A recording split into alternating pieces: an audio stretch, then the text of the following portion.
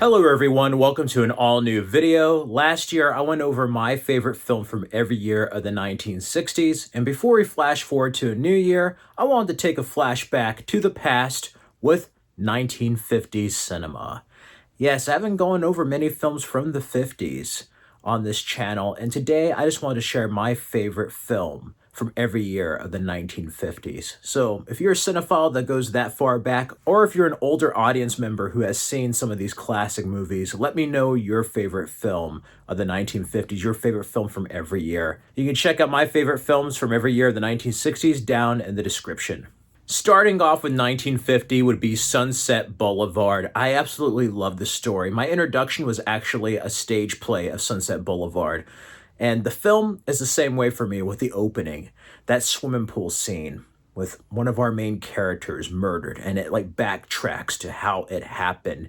And this is a tale as old as time that's still relevant. Sunset Boulevard is a story that could absolutely work in present day still. This film was way ahead of its time. There's just something with black and white cinema and the tips and tricks they used back then. You may have not had a lot of crazy technology, but I think the films back then made up for it with character and story.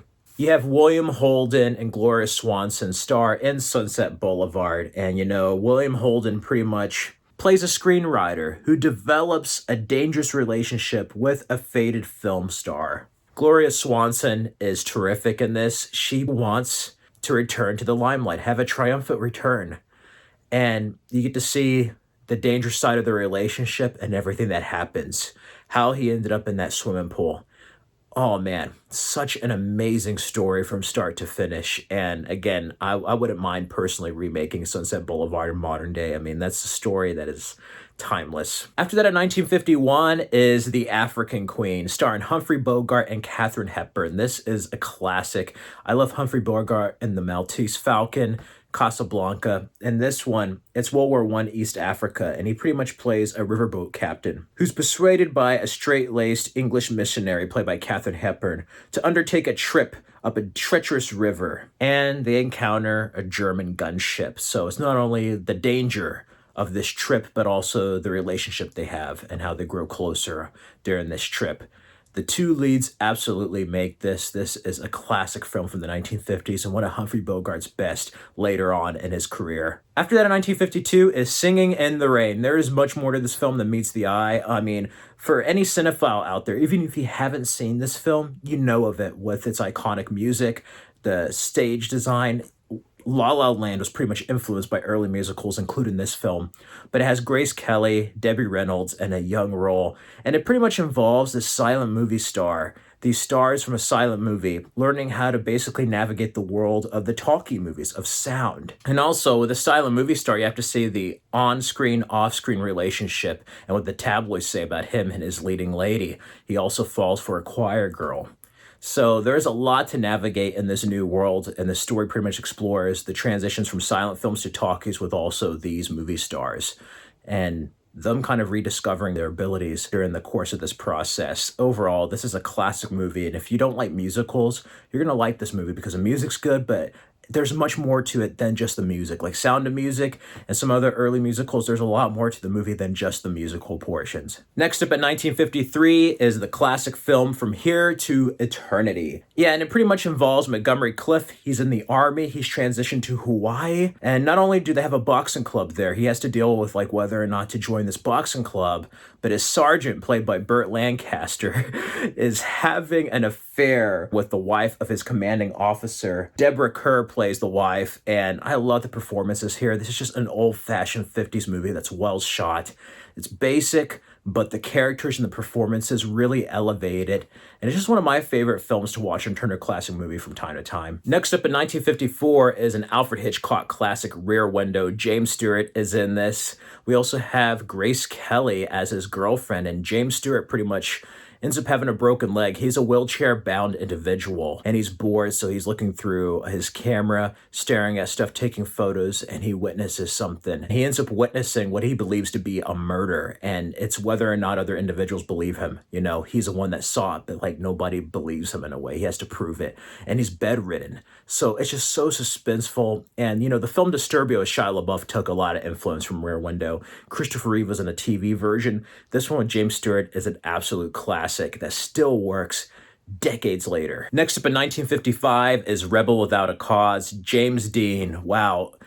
Early career cut short, but he is a movie star nonetheless with this and Giant. I love Rebel Without a Cause. You're tearing me apart! Yeah. Tommy Wiseau was inspired in The Room by James Dean here, but what's great is that it still speaks to teens decades and generations later, you know. It's about teen angst. He's moving to a new area. He has to deal with making new friends as well as new enemies and adjust to what is acceptable there. A great statement of not only the counterculture youth that was to come in the next decade, but just generation gaps in general. I mean, everybody deals with this. Every generation thinks they're unique, but every generation goes through this. Identity, acceptance, conformity to the social norms, you know. James Dean conveyed that very well, and this is just a classic movie and among one of my favorite movies of the 50s. After that is The Ten Commandments starring Charlton Heston. That's right, Cecil B. DeMille's The Ten Commandments. Yul Brynner's also in this. This is a story of Moses, and this is a biblical epic as he can get pre-Passion of the Christ.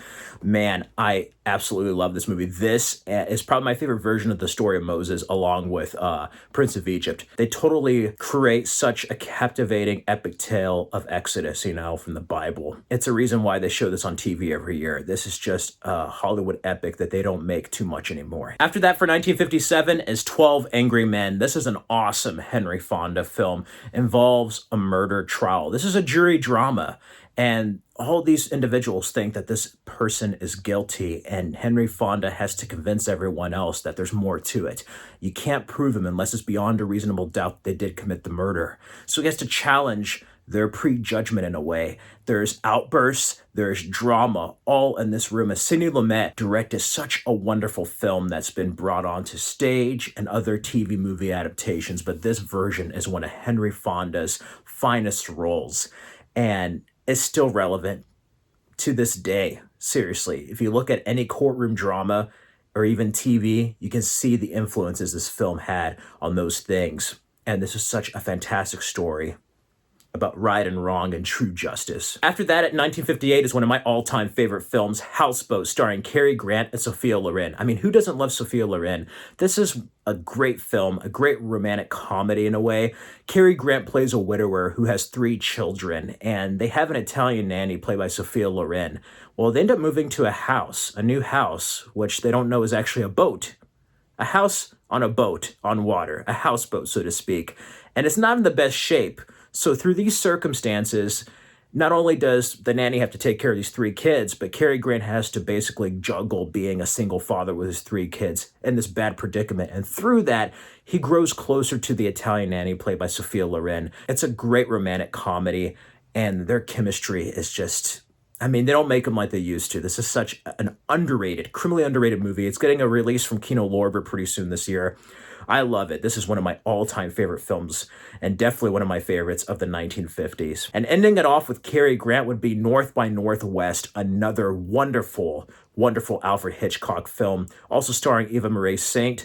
And it's like a CIA espionage thriller. They think Cary Grant is this agent, and through the process of being hunted down, he grows closer and kind of falls in love with Eva Marie Saint. And even then, he begins to question her motivations and her allegiances. There's so much twist and turn, so many suspenseful, iconic moments on film here. This is such a great film. And if you've never seen North by Northwest, you will not be disappointed. Like I said, older films may not have had CGI, a bunch of explosions and effects, but they made more than made up for it with character and story, and this is a finely tuned story. And you just don't see movies like this anymore. Anyway, that does it for my favorite films from every year of the 1950s. Let me know some of your favorite 1950s films down in the comments below. In the meantime, you can check out these videos for more content. Stay safe and healthy, everyone. Till next time.